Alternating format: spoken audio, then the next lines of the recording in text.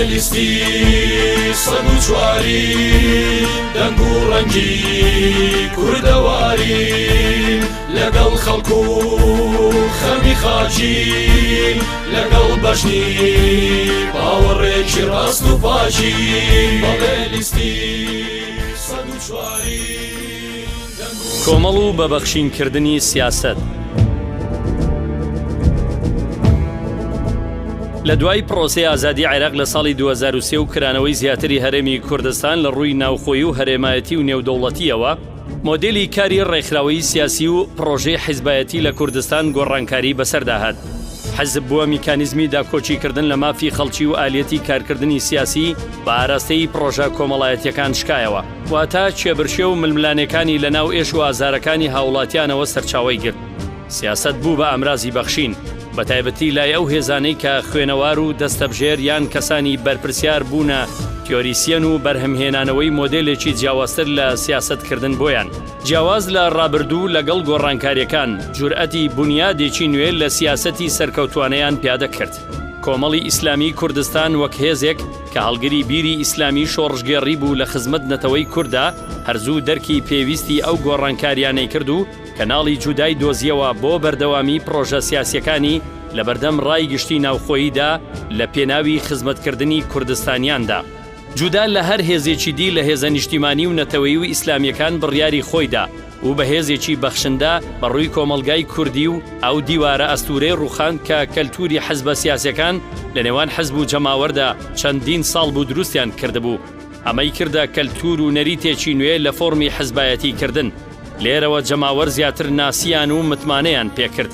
ئەو تەونە نەشیاوەی هێزە ئایدۆلۆژیاکان بۆیان چنی بوو، هەموویانی هەڵوەشاندەوە، توانی لە زەمینەی دوور لە شەڕ و لۆژیکی پێکەوە ژیاندا ڕێڕەوی خۆی ون نەکا. یەکێک لەو ئەرکانەی پێی هەستا بایەخدان و پشگیریکردن بوو لە دامەزراندنی دەستگای بەخشین وەک دەستگایەک کە خانەوادەی هەژار و کەسانی نەخۆش و منداڵی بێباوک بەسەر دەکاتەوە.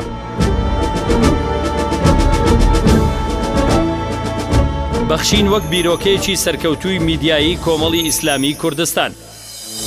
بەخشین سەرەتا پاش پرۆسەی ئازادی عێراق لە ساڵی 2004دا لە بەرنامەیەکی لۆکاڵی ڕادیۆی مەڵبەندی کەرکووکی کۆمەڵی ئیسلامی کوردستانەوە دەستی پێکرد. پاشان بوو بە بەرنامەیەکی تەلەڤیزیۆنی و دواتریش وەک یەکێک لە بەرنامە کاریگەرەکانی کەناڵی ئاسمانی پەیام بەهێز و گوڕوتینێکی سەرکەوتوانە خۆی دەرخست. ئەم بەرنامەیە هەر لە سەرەتاوە توانی تەقە لە دەرگای ماڵی هەژاران و کەم دەرامەتان بدا.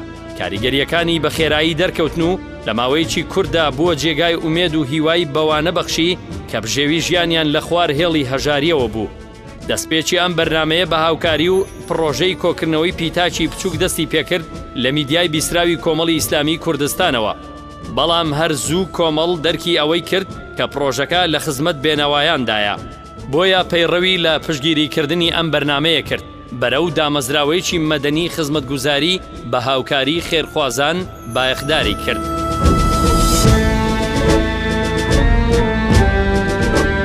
بەخشین وەک دامەزراوەیەکی کردەیی خزمەتگوزاری هاوڵاتی کورد.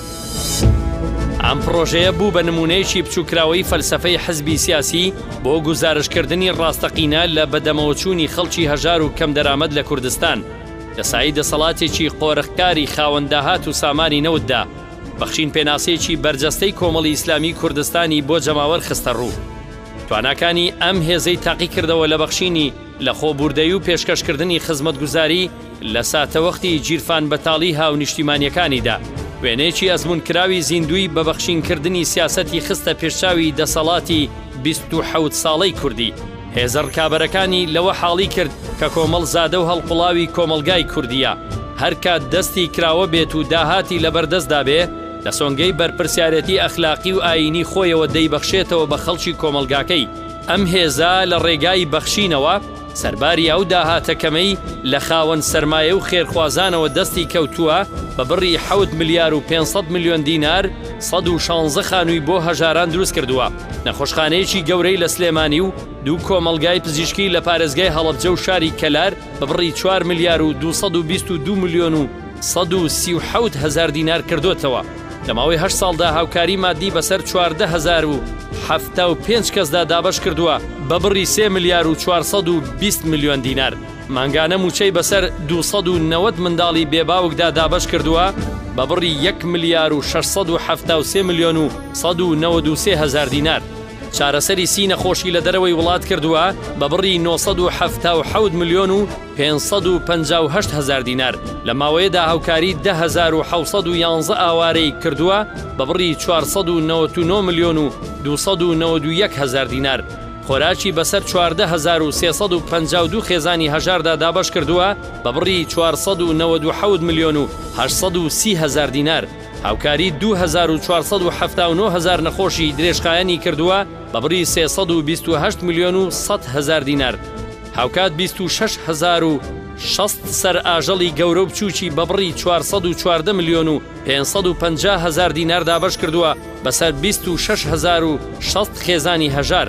لەگەڵ ئەمانەشدا هاوکاری 2,476 منداڵی بێباوکی بە بڕی 247 میلیۆن و 800 هزار دینار کردووە. 179 کورسی کارەبایی بە بڕی 247 میلیۆن و 82 هزار دینار بۆ 179 خاوەن پێداویستی تایبەت دابین کردووە. هاوکاری 1889 کەسی خاوەن پێداویستی تایبەتی کردووە بە بڕی 208 میلیۆن دینار. هاوکاری 1285 پاکەوانی ژینگە پارێزی بە بڕی 128 میلیۆن و 500 هزار دینار کردووە. جگە لەمانەش 61 ماتۆڕی بار هەڵگری بە بڕی 105 میلیۆن دینار وەک سەرچاوەی بژێوی ژیان بۆ 61 خێزانی هەژار دابین کردووە. لە ڕووی پەروەردە و فێرکردنەوە هاوکاری 800 قوتابی بە بڕی 92 میلیۆن و 90 هزار دینار کردووە. 5 ئۆتۆمبیلی بۆ 5 خانەوادەی هەژار وەکو سەرچاوەی بژێوی بە بڕی 70 میلیۆن دینار کڕیوە. خولی بۆ 207 سەرپەرشتیاری منداڵی بێباوک بە بڕی 70 میلیۆن و 299 هزار کردوتەوە. خۆی سەرجەمە ئەم پرۆژانەی دەستگاکە لە خزمەت خەڵکدا بریتیە لە 20 ملیار و 650 میلیۆن و 430 هزار دینار بۆ 75,201 خانەوادەی نەخۆش و هەژار و منداڵی بێباوک. ئەمە نمونەیەکە لەو پرۆژە کۆمەڵایەتی خێرخوازیەی سیاسەتی سەرکەوتووی کۆمەڵی ئیسلامی کوردستان تەنها لە دەستگایەکی مەدەنی کۆمەڵایەتیدا لە ماوەی 8 ساڵدا پێشکەشی کردووە کە هاوکات بەشێک بووە لەو خەون و ئەدەبیاتە سیاسی حەزبەی کە کاری بۆ کردووە وەک ڕاڵەیەکی خزمەتگوزاری نێوان حزب و جەماوەر بۆ هێنانەدی خواست و داواکانی خەڵکی. بۆیە دەکرێت ئەم هێزە بەخشین کاتە نمونەیەکی سەرکەوتووی پەیڕەوکردنی سیاسەتی دروست و ڕاستەقینەی خۆی لەسەر سێکتەرە جیاوازەکانی تردا لە پێناوی خزمەتکردنی گشتیدا بێ جیاوازی پێشکەشی بکات.